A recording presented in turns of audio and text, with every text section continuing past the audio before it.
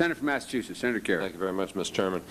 Mr. Secretary, I know that Senator Sarbanes went through the infamous toast with you. I'm not going to belabor it, but I want to ask you one question in terms of the perceptions of diplomacy and the views here that people are obviously feeling that less has happened than should have happened, and more has happened in some cases than people would have wanted to have happened.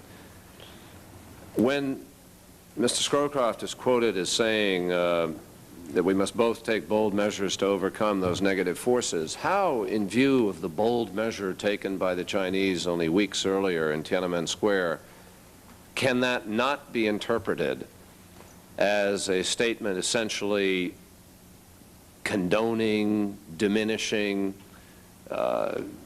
basically almost approving of the steps that they had taken, at least in the public's view? Do you recognize at least the public perception?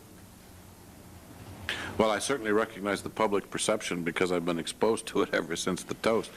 I would have said myself, Senator, and at the toast, I would have said myself, Senator, and at the time I thought it meant, and I still think it means, when speaking to the Chinese, that they were going to have to take bold steps to reverse the steps they had taken at the time of Tiananmen. They were going to have to reverse their course, and that this, while it would be difficult for them, was something they were going to have to do and could therefore be described as bold. I didn't read it the way it's been. Well, the problem that I think I and others have is that the entire sequence of events, almost every single statement, almost every single leak by the administration where they characterized what had happened in Tiananmen Square, up until the actions with respect to military sales and so forth, seemed to indicate the very contrary of what President Bush established was his policy. He said, no business as usual, correct? Correct. And that was to be the policy. The message to the Chinese was to be no business as usual. But in fact, within, it was on June 20th that the second round of sanctions went in. Within 3 weeks, you folks are in China. And as you measure what happened after that, it was business as usual. Almost across the board. Military sales, July 7th. The President authorized 4 commercial Boeings to be sold. A $502.1 million project to upgrade China's fleet of F-8s. In fact, the only restraint on military dealings was an $8.2 million contract for the Mark 46 submarine torpedoes. Export-Import Bank loans. In August, without announcing the fact, your department authorized the Export-Import Bank for $45 million in loans and guarantees to 5 U.S. companies. The satellite launches in December, we continued business as usual. And on the Chinese student visas, there's a 403-0 vote in the House and a voice vote in the Senate. And the President is, at least in the New York Times, a high administration official is quoted as saying the President didn't want to offend the Chinese leaders if he could avoid it. So you come here today and you say to us, well, Senator, we're resuming discussions on the Pell Grants. We got some things, resuming discussions on the Pell Grants. There's discussion going on. You got Peace Corps in whatever nebulous stage it is. You've got an accredited VOA correspondent, which is down from the 2 that were there, plus a stringer. You've got medium-range ballistic restraint, supposedly, which had already been confirmed 3 or 4 times prior to Tiananmen Square taking place. And then you have, well, that's it. And for those of us who look at the negative side of the ledger, you've got. But let me be fair. Is there anything positive you want to add beyond that?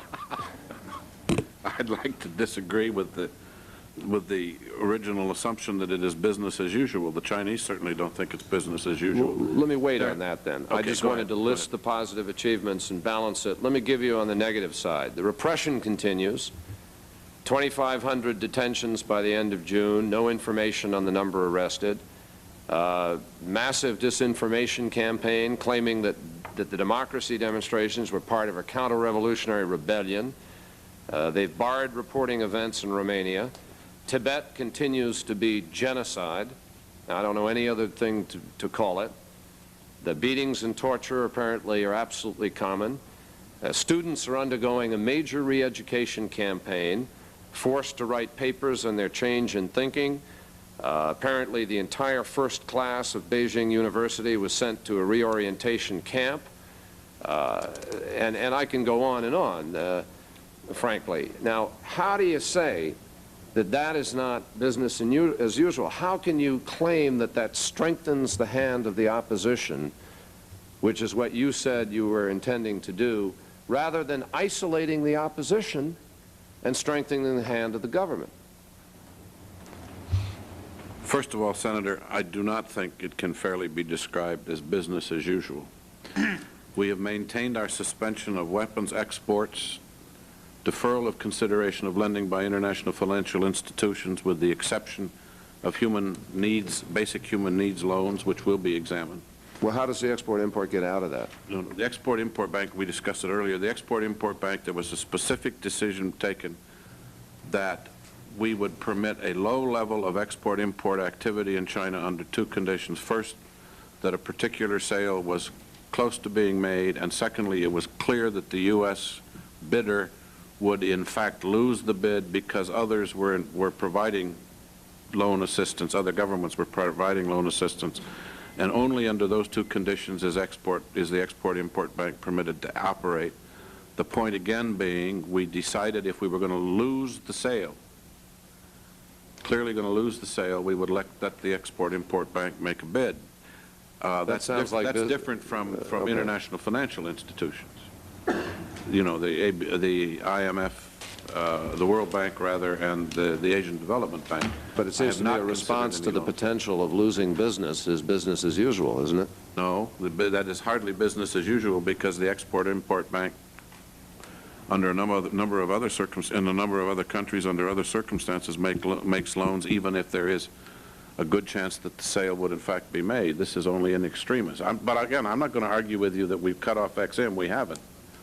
We have believed that the Export-Import Bank should continue to operate in those cases where American business clearly would lose the sale if the bank were not involved.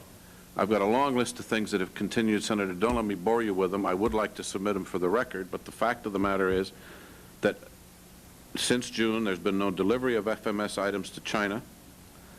In all, less than 20 munitions list export licensing cases have been approved compared to several hundred licenses which were suspended in June.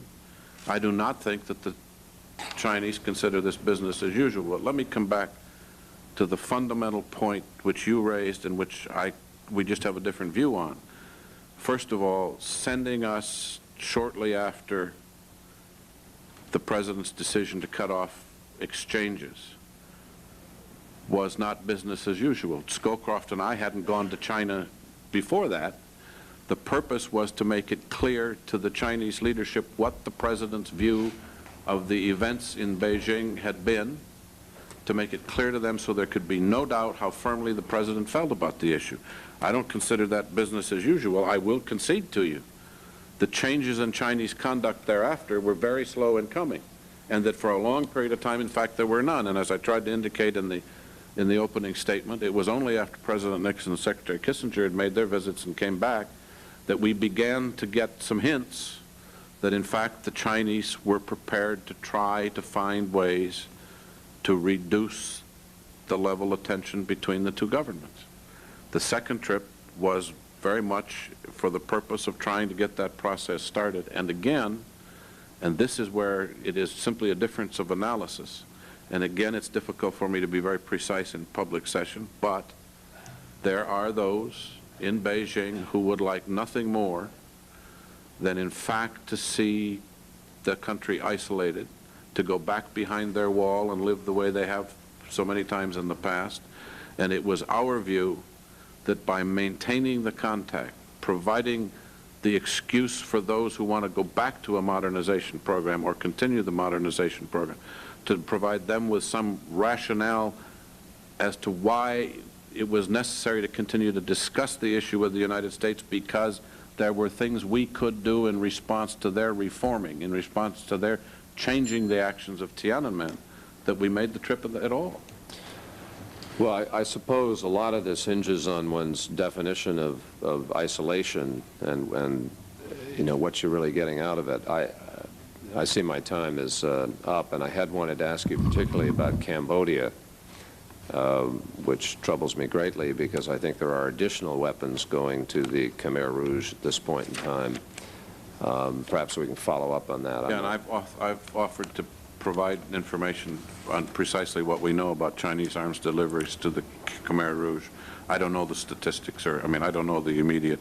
Can I just ask if you, in the context of strengthening the opposition, which is what you said you're seeking to do, let's use a different word than opposition. Well, I would like to think that you referred to those elements seeking change in China. In the context of strengthening those who are seeking change in China, how do you believe that the minuscule changes which most people perceive China has made in reality, how that strengthens them? How the perception that seems to exist, at least in most dissidents that I've heard from, that the United States is really not taking a strong enough stand here, they don't feel strengthened. I think they feel somewhat isolated. That, I think, is not true of those within the Chinese hierarchy who view the modernization program, who view what Deng Xiaoping had spent some years trying to develop as the only rational course for China to follow. I don't think they have the same view that what you describe as dissidents or students outside China, for example, would have. And our point is that it was and I think continues to be important that we make it clear, since the Chinese need us so badly, a point Senator Murkowski has made, that there is a price to pay for a return to a different relationship with the United States. And I think that strengthens the hands of those who want to go back to the modernization program, who want to go back to the process of trying to liberalize the country both economically and politically, because they know it cannot work without the cooperation of the United States. Well, my time is up, and I appreciate that. Thank you, Mr. Chairman.